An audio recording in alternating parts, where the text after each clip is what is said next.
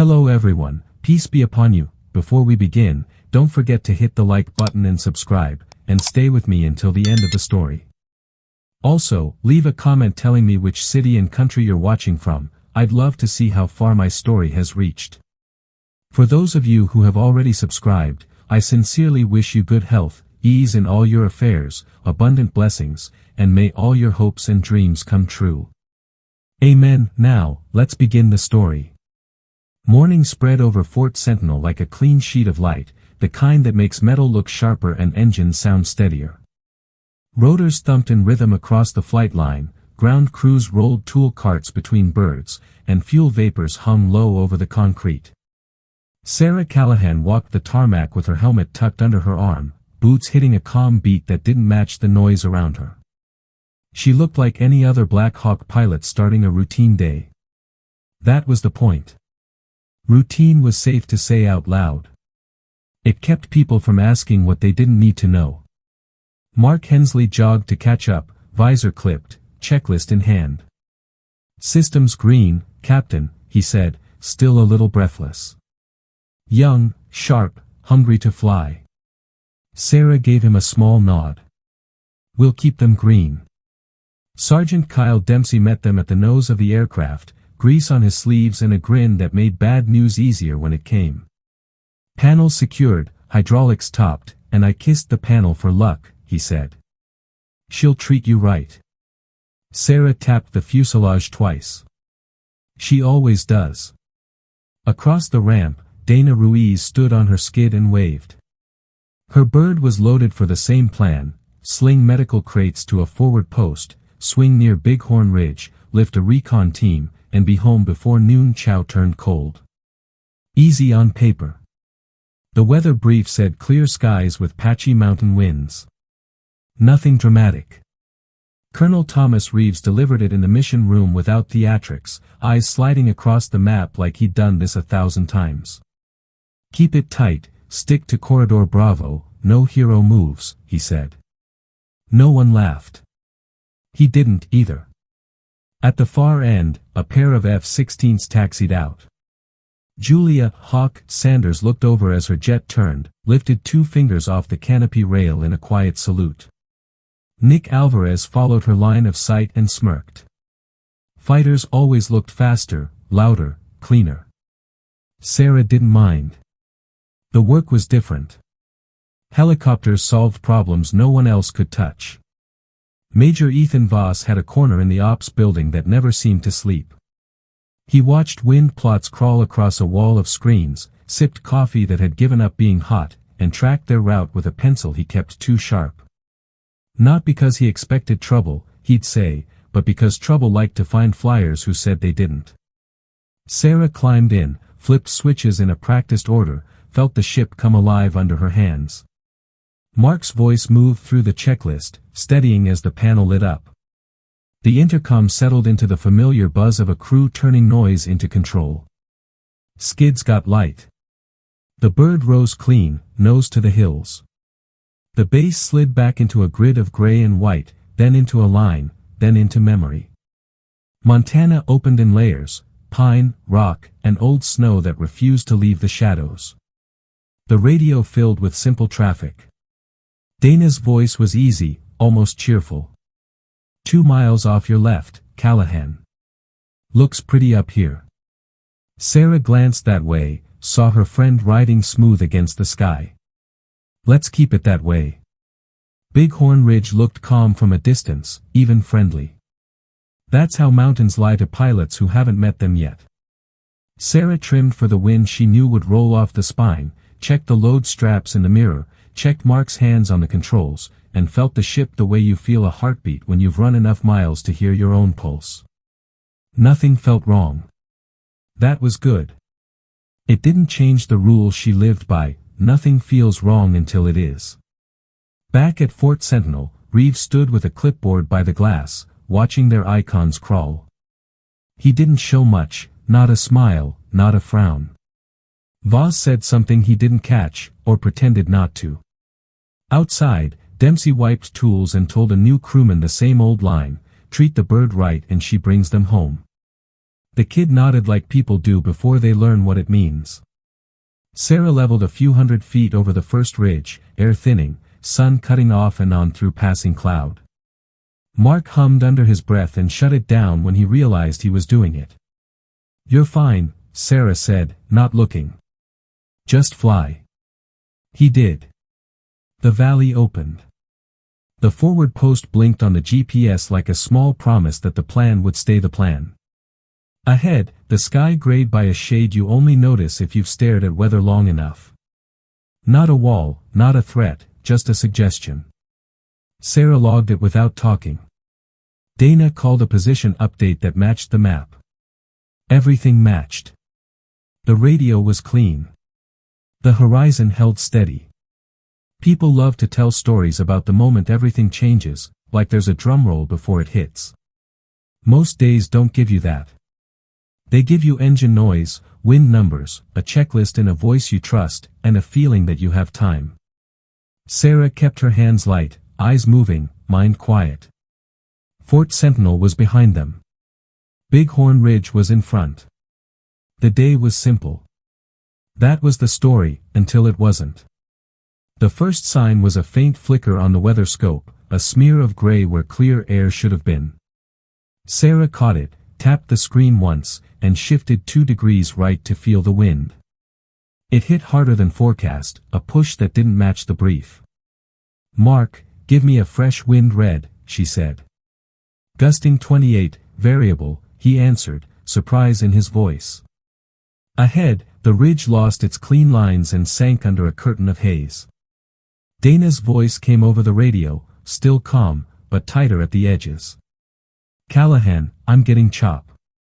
Rolling left to stabilize." Sarah matched altitude. "Copy. Keep corridor Bravo. Don't fight the gusts. Let them pass and correct." It should have been fine. Then the gray turned heavy, and the heavy turned violent. Visibility dropped fast, like a dimmer pulled the wrong way. "Fort Sentinel, this is 2-1, Sarah called. "Weather deteriorating over Bighorn Ridge. Adjusting speed." The reply cut through static. "Reeves, 2-1, abort ridge run. Hold current position and await revised routing." On another day, Sarah might have. Today she didn't like the math. The recon pickup window was tight. Fuel wasn't a problem yet, but waiting in dirty air eats options. A glare flashed in the haze, orange where no orange should be. "Did you see that?" Mark asked. He didn't need an answer. The second flash was bigger. Dana's voice cracked in half.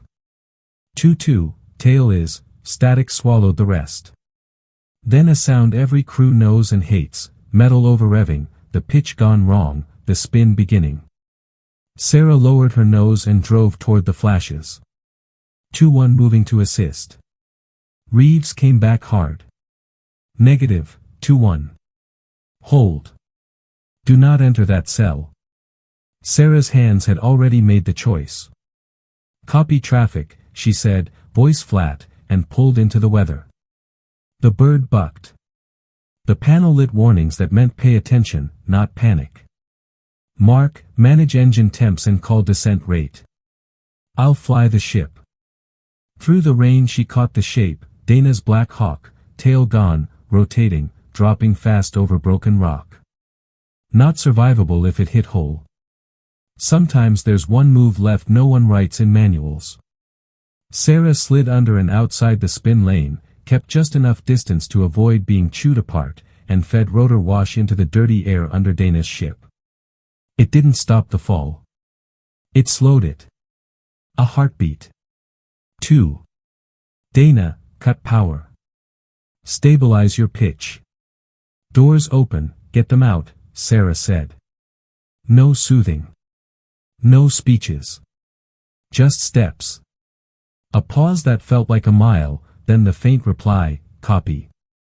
Black dots jumped from the side, chutes kicking open crooked in the gusts. Sarah held her position like it was stitched there, sweat in her eyes, jaw locked.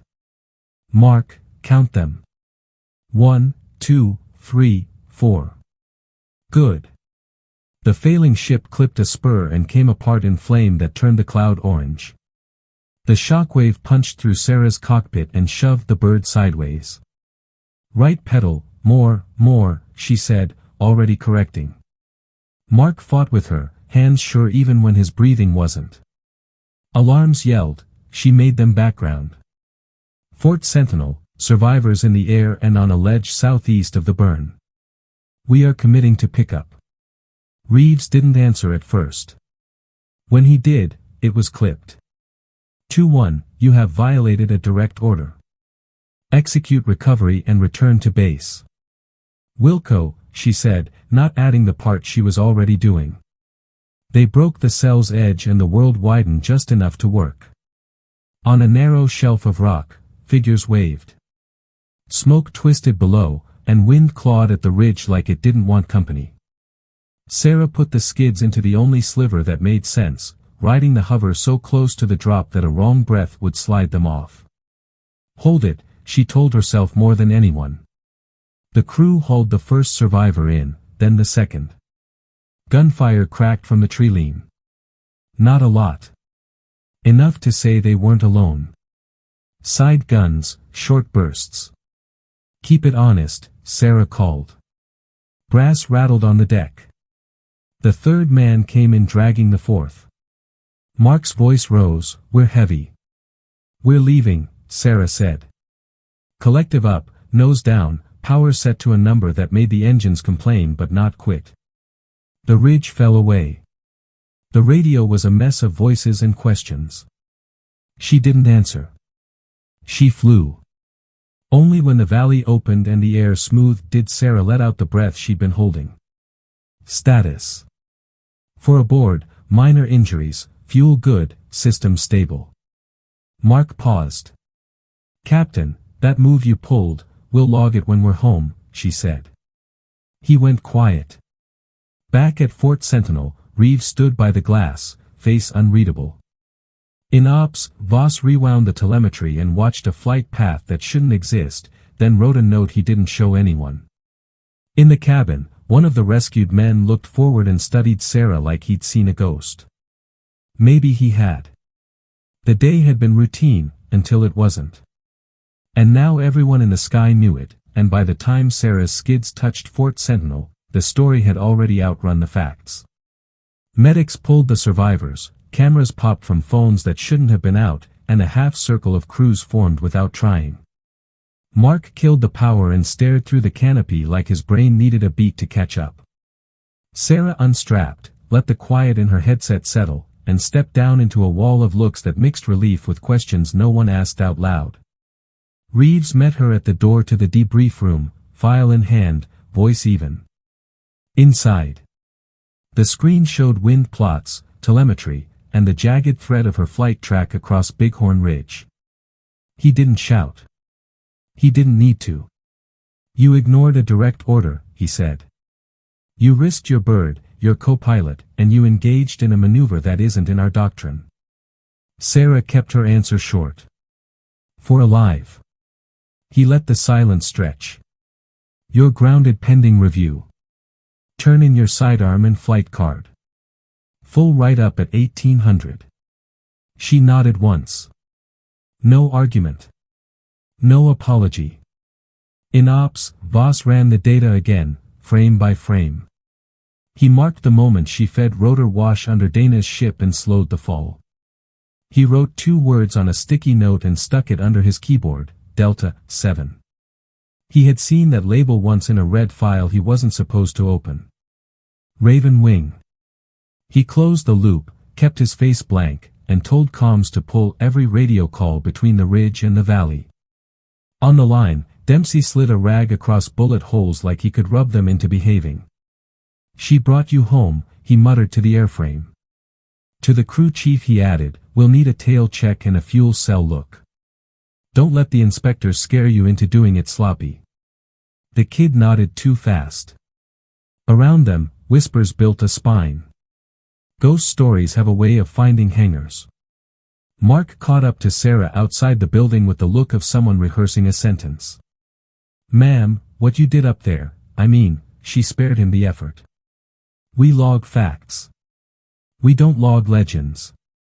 He swallowed and held his ground. I want to fly with you again. Whatever they decide. She didn't smile, but something in her shoulders eased. Get some rest. By afternoon, the fighter ramp had the gossip too. Julia Hawk Sanders watched the clip on a secure tablet in a corner of the ready room, jaw set. She held the wash under a spinning bird in mountain shear, she said. Nick Alvarez leaned back in his chair. That's either insanity or training. Or both, Julia said. She sent a quiet note to Voss, if you need pilot eyes on the trace, I'm available. He replied with a single word, later. The survivors were stable. One of them, Parker, limped past the infirmary door and froze when he saw Sarah in the hallway. His voice was low. You flew like I've only heard in rumors. She kept it simple. Get patched up. He nodded, then added, we called you Ghost Hawk in the cabin. Her face didn't move. Don't. At 1600, a coded message slid across Voss's secure channel and tripped a flag he hadn't seen in years. The sender was masked, the tag old OW9. The text was short. They're looking at her. Emberfall. Burn lines. He stared at it, felt the old weight of things that don't make official slides, and walked to Reeves's office with a copy. Sir, we have chatter about external actors tracking today's flight. Could be the same group that's been pinging our convoys. Reeves didn't look up right away. When he did, his eyes were flat. We'll handle it internally. Night pressed in early over the base. The wind shifted colder. Sarah sat alone at a metal desk in a temporary office that smelled like dust and old coffee, writing the cleanest, driest report she could. No adjectives. No heroics. Just numbers, headings, and the sequence that put 4 men back on the ground. When she finished, she closed the folder and stared at the blank wall long enough for the air conditioner to sound like distant rotors. Her door clicked. Mark stood there with 2 paper cups. They're talking about grounding you longer, he said. Hawk sent word she'd vouch for what she saw on telemetry. Sarah took the coffee and shook her head. Won't matter. To them, he asked. Or to you? She let the question sit. I don't fly for approvals. Voss arrived with a folder he shouldn't have had and a caution he couldn't hide. Your pattern today matches a classified protocol. If that gets pulled into interbranch review, they'll peel your whole record. Sarah's answer was a tilt of the chin that said she understood and didn't plan to help them. Is there a leak? He exhaled. The convoy hits we've been seeing look timed. Routes, weather, fuel windows. Someone is feeding them. If they're watching you now, it's because you wrecked a plan they liked. Her phone vibrated without a ringtone. An old channel lit up with 3 words that climbed out of a past she had buried. Meet Hangar 9. Midnight. She looked at Voss. He didn't need details to read the change in her posture. Don't go alone, he said. I always go alone, she said back, then softened it. Thanks for the coffee, Mark. Get sleep. Fort Sentinel thinned to skeleton crews after 2300. The lights over the flight line hummed. Snow flurries chased each other across the concrete like ash. Hangar 9 sat with its mouth half open, a long shadow laid across the floor. Sarah stepped inside and let her eyes adjust. A figure peeled out of the dark, hands open, voice quiet. Still flying into weather, he said. She didn't smile. Vega. He nodded once, older and harder than the last time. You made noise today. The wrong people heard it. Shadow Talon isn't dead. They're funded, patient, and they've got someone inside your house. He handed her a sealed envelope. Alaska. A hub. If you wait for a tasking, it'll disappear. If you go, go fast. She weighed the paper like it had mass beyond what it was. I'm grounded. You were never good at staying on the ground, he said. And you know why they want you there. Outside, a gust rattled the door. Inside, the choice settled into shape. She could sit, write more reports, and let corridors and committees chew the edges off the truth. Or she could move first, like she always had when the timing mattered more than the rules. She slid the envelope inside her jacket and met Vega's eyes. If I go, she said, I choose my crew. Choose small, he said. Choose loyal. He faded back into the dark the way ghosts leave rooms. Sarah stood alone with the hum of lights and the taste of cold in her mouth. Routine was over. The ridge had proved it. The next move would prove everything else. Sarah left Hangar 9 with the envelope inside her jacket and a plan that fit on a single line, go now. By 0400, Dempsey had a bird rolled into the shadows with panels closed and paperwork that said, electrical test, do not fly. He didn't ask questions. He handed her a flashlight and a look that meant be careful and come back with the same number of pieces you left with. Mark showed up with a ruck and no permission slip. Small and loyal, he said. She let him climb in. Voss met them at the edge of the ramp with a thumb drive and a warning. Thermalsat puts your target in a box canyon north of Raven Valley Pass. Jammers, drones, light AAA. You'll lose GPS on approach. If you get a clean uplink, I can ghost your transponder for 3 hours. After that, you're a rumor. Julia answered a text with a single emoji no one would find in a brief, wheels. She and Nick would file a weather drill to the north, noise in the sky for anyone counting heads. They lifted quiet over Fort Sentinel, low and cold, riding the dark out of Montana and into a country that felt bigger with every mile. Mark managed power by numbers, Sarah flew by hands and bones. Dawn didn't break so much as leak. By the time the coast of Alaska sat under them in lines of ice and rock, the radio had narrowed to private channels and code that didn't belong on base. Voss's voice came once in her ear. Your corridor is cold. 40 minutes to window. After that, I can't keep you pretty. The outpost bled heat through snow like a bad secret. Sheds, fuel bladders, a short pad carved into ice, 2 trucks under netting, and a dark helicopter with a stencil she recognized under fresh paint. Raven wing metal, repainted by someone who wanted the world to forget. Mark flew the drone with fingers that barely moved, feeding them a live map of searchlights and patrol arcs. North fence blind spot every 22 seconds, he said. Gun positions here and here. Generator hut on this line. Sarah absorbed it and cut the plan even tighter. In on the blind. Burn the jammers. Grab proof. Out before they stack. They went in under the fence with the bird in a hover so low the skids kissed powder. Mark jumped to the snow, ran the cable to the generator hut, and set a brick with a red toggle that didn't need instructions. Set, he said. On your go. Sarah counted the sweep of the searchlight and keyed the switch. The outpost hiccuped. Screens died. Drones blinked stupid. For 9 seconds the place forgot how to see. She dropped to the pad, nose into the wind, doors already open. Mark sprinted to the dark helicopter and ripped the panel he trained on but never admitted, hands sure in muscle memory that wasn't supposed to exist. He yanked a drive, pocketed a logbook with names, and turned to run. The outpost remembered.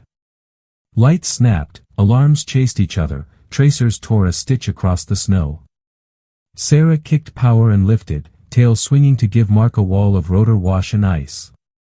He dove into the cabin as rounds tapped the fuselage like hail. Go, he said, not that she needed the word. She shoved the nose into the canyon and let the ship fall until the altimeter got rude. Jammers back, Mark called. GPS gone. We didn't bring it for the ride, she said. Ahead, Raven Valley narrowed to a slot with wind curled inside it like a fist. AAA opened from the rim, slow to track, mean when it found the angle. Sarah rolled right, dumped a flare, and used its bloom to sell a phantom to the gun crew. They walked fire into the light while she slid left into the shadow line and climbed just enough to clear a rib of black rock. The radio woke with a voice she knew too well. Reeves, calm like an office. 2-1, land and surrender. You've committed multiple felonies and you will not leave this valley. Mark looked at her, pale and angry. Sarah kept her tone bored. Sir, we're on a maintenance hop. Wrong valley. The reply came colder. You were never good at jokes. Another helicopter lifted from the pad behind them, the repainted raven-winged bird. Its sound hit her spine before it hit her ears. Whoever flew it had hours. The nose stayed quiet even when the air threw hands. Sarah looked at the mirror and saw a move she'd taught in another life used a close distance on her. They're going to push us into the wall, Mark said. Watch. She bled speed, let them eat horizontal closure, then pitched into a nose-low break that stole their lead and put them overshooting into her turn. Copy that, Mark breathed, half prayer, half study. Julia's voice cut in, tight and close to the edge of a no she'd already chosen to ignore. 2 Vipers on a training circuit. Weather's terrible. Shame if our sensors painted something interesting. Sarah didn't say yes. She didn't have to. Nick chimed, got a sparkle on a hot pad and 1 angry hedgehog gun. On the ridge, the AAA spun toward new noise that looked like fast trouble. The pursuing bird committed to a climbing turn to clear a spur and set up a dive. Sarah dragged the Black Hawk low, skimmed a slope where the wind ran sideways, and snapped into a climbing reverse at the lip. The other pilot took the bait and pitched down into her wake. She popped flares late and dirty. 1 flare hit rotor wash, bounced, and punched under the opposing disc. It didn't tear blades, but it shoved air ugly where a pilot wants it clean. The repainted bird shuddered, swiped a pine, and coughed smoke. Reeves came back on the net, and the office dropped out of his voice. Stand down, Callahan. She had the valley, the wind, and the math. Not today. Mark shoved the drive into a pouch and clamped both hands to the frame to ride the shake. We have names, he said, breath short. Contracts. Routes. A signature block. He swallowed. Sir, it's his. Sarah didn't look. She didn't need to. She believed it the moment she heard him in her headset with no call sign and too much certainty. The gun on the rim found them again. Tracers stitched their shadow. Sarah rolled under the line and felt a punch in the tail that said they'd bought a reminder. The ship complained but held. Hawk, any love? Julia's answer was a hollow tone that meant switch hot without saying it. Splash hedgehog, Nick said a heartbeat later, the ridge blooming with a neat flower of fire that made the gun forget their names. They broke the pass and the sky opened ugly and honest. Behind them, the repainted bird limped but didn't quit.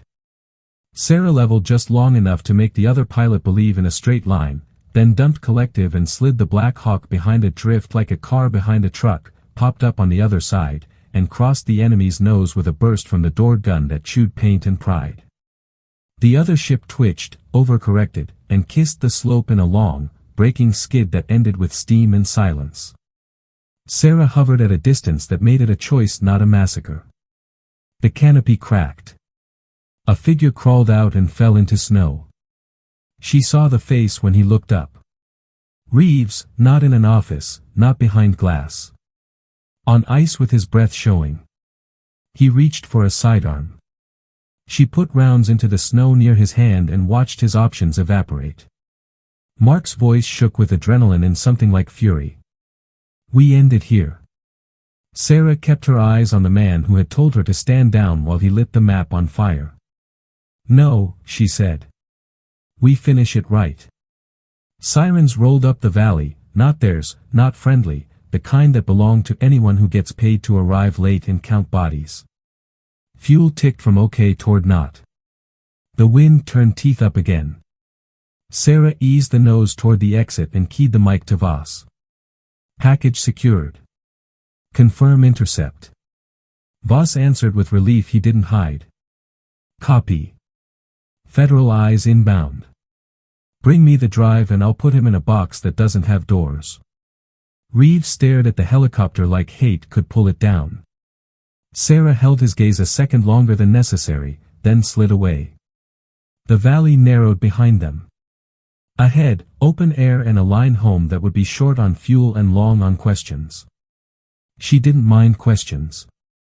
She had the answers that mattered sitting in a pouch by Mark's knee and smoke on the snow to mark the truth. The next move had proved everything. Now they had to live long enough to make it count. The valley fell behind them, the gauges stopped looking like a dare, and the radio went from threat tones to normal noise. Sarah nursed the power like it was the last cup of coffee on a night shift. Mark kept eyes on temps and fuel with the quiet focus of someone who had burned through panic and reached the other side. Voss came back with coordinates for a handoff that wouldn't end up on a public log. Forward field near the coast, he said.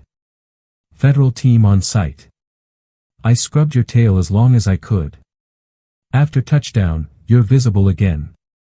They put the skids down on a strip that looked like a bad idea until the last second when it was fine. Cold air hit as soon as the doors slid. Men in windbreakers moved in purposeful lines. No one saluted. No one shouted. Voss stepped from a truck with a face that hadn't slept. Sarah handed him the pouch without speech. He passed it to the case officer, who cracked the seal, plugged the drive, and watched a flood of file names spill across a laptop. Contracts. Routes. Payment nodes.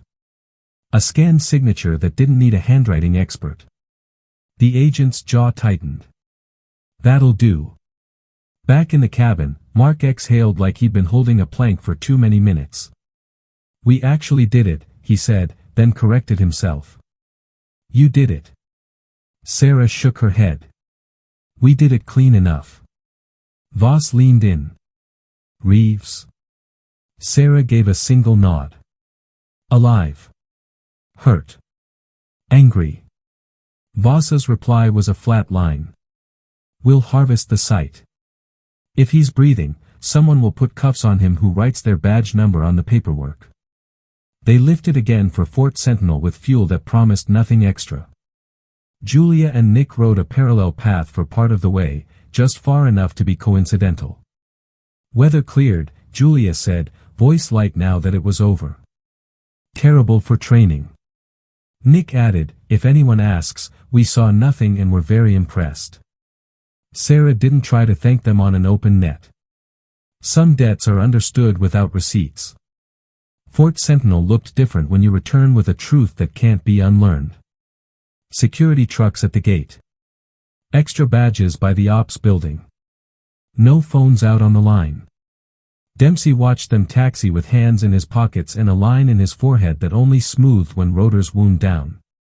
You brought her back, he said to the bird, then to Sarah, and yourself. Mark hopped off and almost stumbled, legs remembering gravity. Hydraulics held, he told Dempsey, like that was a personal favor. We'll thank them later, Dempsey said. Inspector Circus first. Inside, the brief room wasn't a room, it was a machine. Federal, CID, base legal, and a public affairs officer who looked like he'd prefer a dentist appointment. The case officer played a short reel, outpost maps, Raven Wing serials under new paint, the contract scans with Reeves's approval block, convoy ambush schedules that matched real-world hits. No spin. No adjectives. The air got heavy without anyone moving. Reeves arrived on a stretcher under guard, legs splinted, face gray. He didn't look at Sarah. He looked past her, like staring into a past version of the day where all this still went his way. The agent read him his rights. He tried one line about protecting assets and higher clearances. Voss interrupted with a printout that showed payoffs laundered through fronts he thought were clever. The room didn't clap. It just moved on. Grounding lifted itself with a memo someone else signed. Effective immediately, Captain Callahan is restored to flight status. The colonel who delivered it didn't have a lot to add. Sarah neither. Mark read it twice, grinned once, and then caught himself. Sorry. She waved it off. You can like good news. The survivors from Bighorn came by the hangar the next morning. Parker stood a little steadier than last time. They told us what you found, he said. We kept thinking we were unlucky.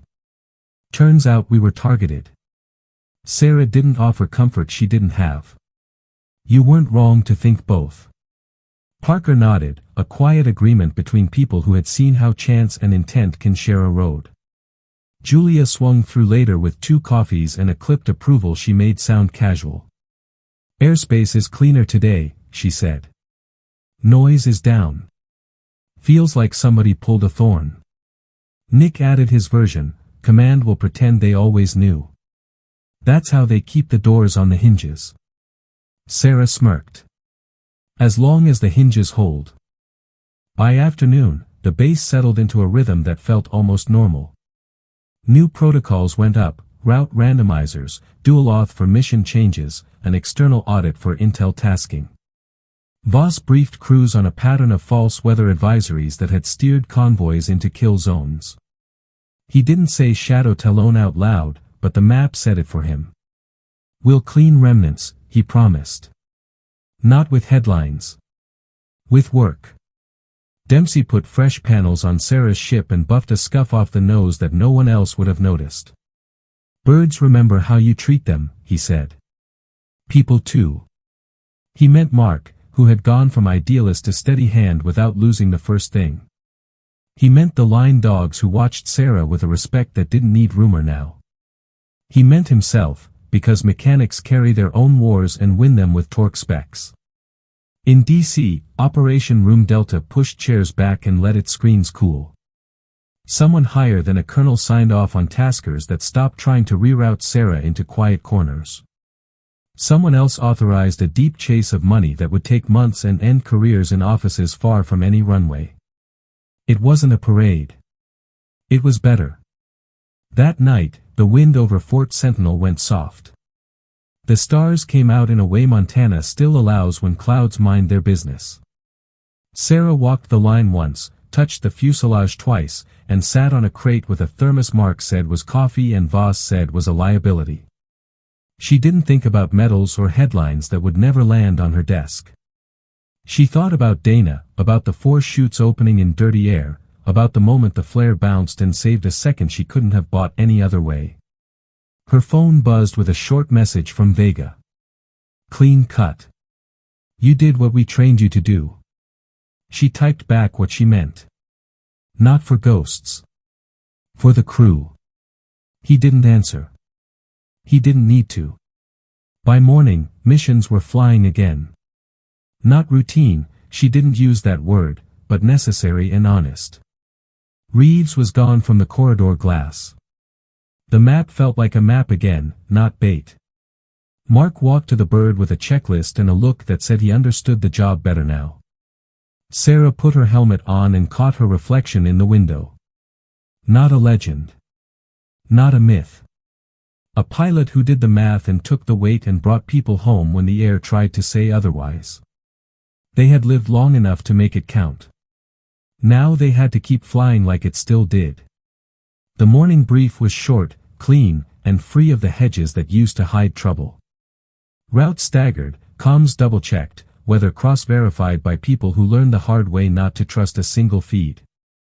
Sarah listened, added 2 notes to the margin, and folded the sheet into a square that fit her sleeve pocket. Mark caught her eye across the room and tapped his pen twice, a small habit he'd picked up when he needed to lock in. He didn't need it as much anymore. He did it anyway. Fort Sentinel felt different in ways you can't photograph. The line walked a half-step taller.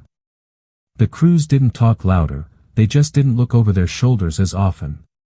Voss moved like a man who had traded guesswork for work. He'd put new guardrails on the system, quiet things that catch liars before lies become maps. He handed Sarah a thin folder marked with 3 letters and a number. Remnant cells, he said. Low capability. More bluster than bite. We'll grind them down. She nodded. With paperwork? He smirked. Mostly.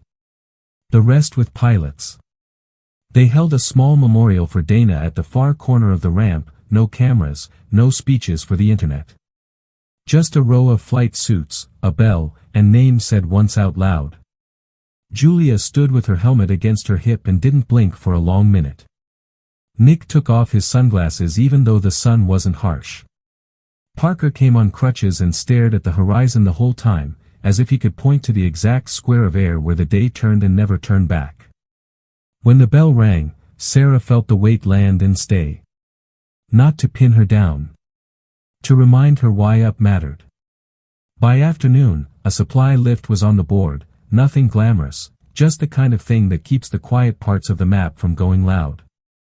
Dempsey signed the bird out and patted the panel like a coach sending a starter to the mound. She likes the cold today, he said. Don't make her prove it. Bring her back warm. Mark grinned. We'll bring her back smug. Sarah tugged her gloves and stepped up like it was the first time and the 1,000th time at once.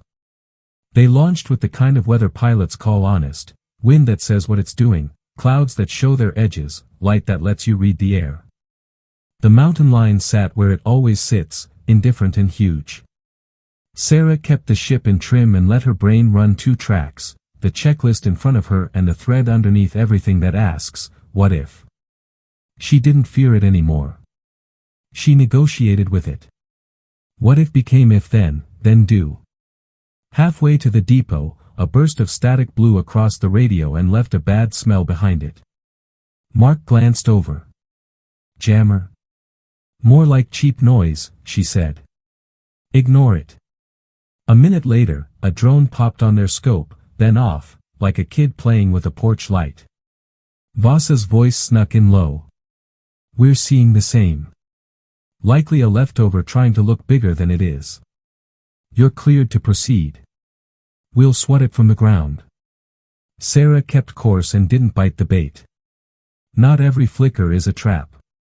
Some are just flickers. They made the drop, watched forklifts crawl like beetles, signed a manifest that would end up in a cabinet no one ever visits unless something goes wrong. On climb out, Julia rolled past at altitude, waggled wings once, and drifted away on an air lane only she could love. You flying clean? She asked. Cleaner than my coffee, Sarah said. That's a low bar, Nick added. Tell Dempsey to requisition better beans. Tell PAO to requisition jokes, Sarah shot back. The net went quiet in that satisfied way teams do when the day is cooperating. On return, the valley that had tried to kill them looked exactly like itself, which is to say beautiful if you hadn't met its teeth. Sarah didn't give it a speech. She flew it.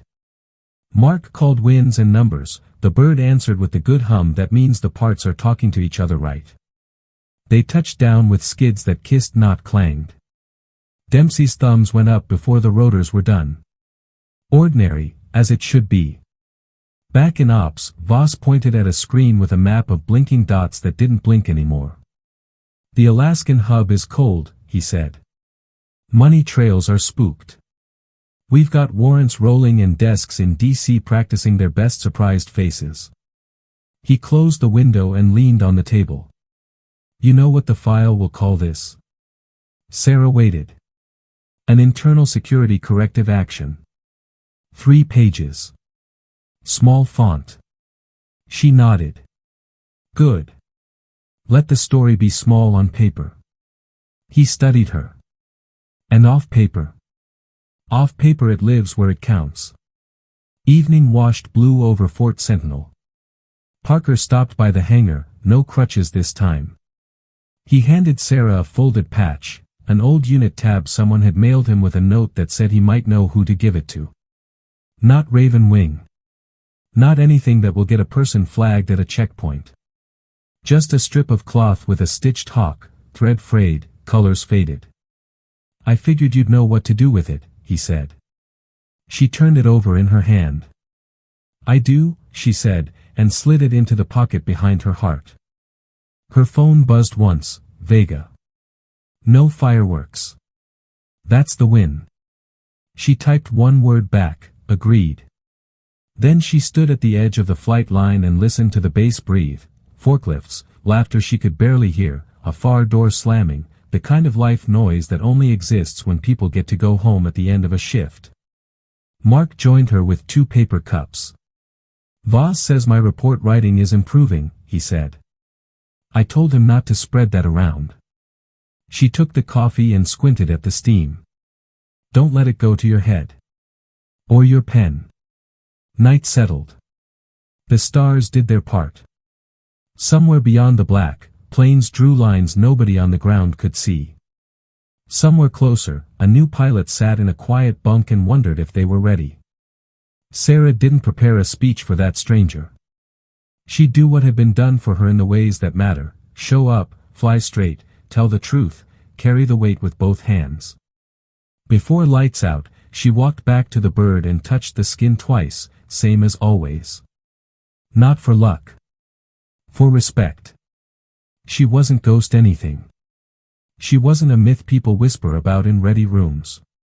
She was a pilot whose job was simple and heavy: put blades where people need them, take fire if the air demands it, make the math work when fear tries to do the numbers for you, and bring your crew home.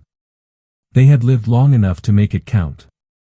Now they were counting on days like this to teach the next ones how to keep it that way, and she was ready to fly first in, last out, as long as the sky let her.